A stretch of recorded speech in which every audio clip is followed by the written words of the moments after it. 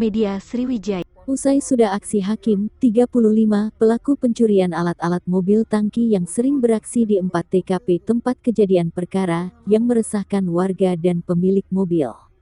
Diamankan di daerah Kertapati, Palembang, Sabtu, tanggal 11 Desember tahun 2022, sore, buruh harian lepas ini tak berkutik saat petugas menangkapnya.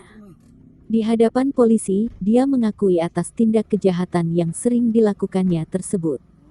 Kasat Reskrim Polrestabes Palembang Kompol Haris Dinzah didampingi Kanit Pidum AKP Robert P. Sihombing membenarkan bila pelaku Hakim sudah digelandang dan berada di Polrestabes Palembang.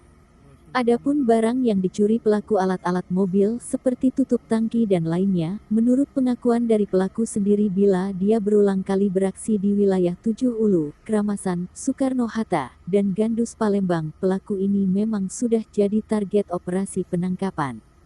Namun, keberadaannya masih ada keraguan. Setelah menerima informasi keberadaan pelaku, anggota langsung bergerak cepat melakukan penangkapan. Jelas, selain berhasil mengamankan pelaku, petugas juga mengamankan 1 unit sepeda motor Yamaha Jupiter milik tersangka yang digunakan pelaku saat beraksi. Tahu ditangkap polisi sekarang? Tahu ditangkap? Masalah apa? Masalah maling, Mbak. Maling alat-alat mobil truk. Mobil tangki, oke. Sudah berapa TKP yang kombe? Ada 4, Pak. Oke, sebutkan di mana, Be? Depan Pamor, oke. Itu mobil apa? Mobil tangki, Pak. Oke, di Gandos, dekat mananya? Di Gandus dalam, Pak. Yo, dalam berarti tahu lokasinya lah, ya, dak? Sebelum raider lah. Yo, tahu lokasinya. Tahu, Pak. Oke, mobil apa? Mobil tangki. Mobil Pak. tangki. Terus ketiga? Di Soekarno-Hatta.